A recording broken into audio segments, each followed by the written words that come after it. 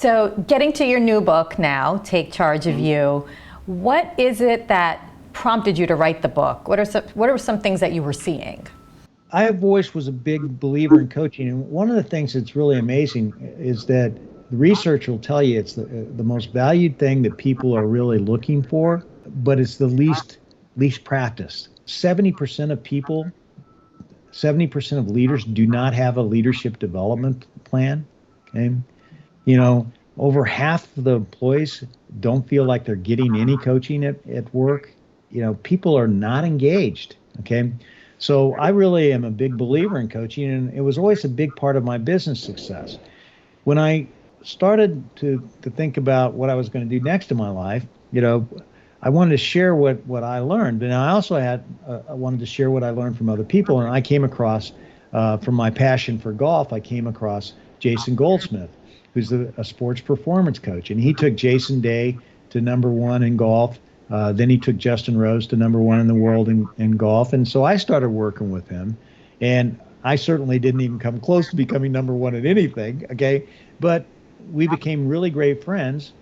And I learned, that his passion for coaching and my passion in coaching we linked up, and we used similar ways to coach. We had a similar process. And so I wanted to write another book, and I wanted to do it on coaching, but I said, what will make it different?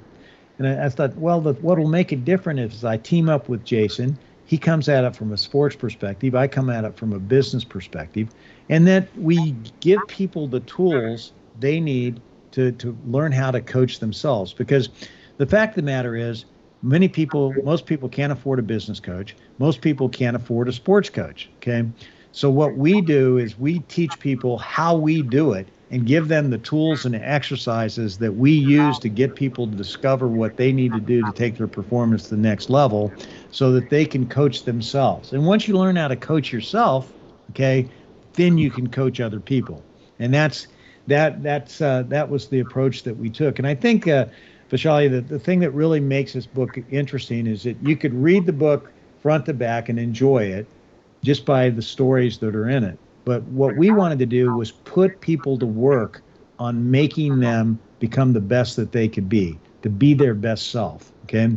So that's why we have all kinds of exercises in the book that we take people through that they self-discover. I always say, telling isn't selling. You can't tell people what to do. The best thing that can happen is when you and I discover for ourselves what we need to do.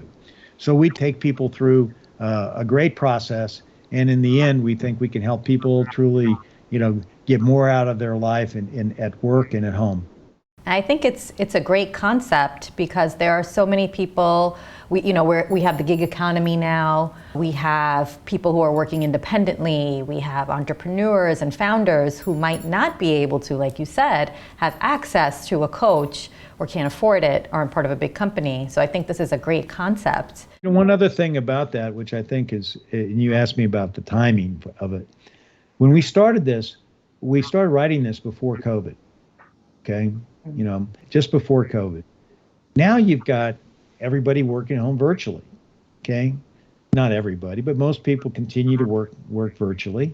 And, that's even, we didn't know this, but that's made this book even more timely because people, they don't have their coach that they can work with day to day, even if they have a good coach, So the timing of this book, I think, is sort of fortuitous. Because when you're working virtually, you don't have as much collaboration. You don't get as much coaching as you really need to have. And, this helps people, work through how they can raise their game, at home.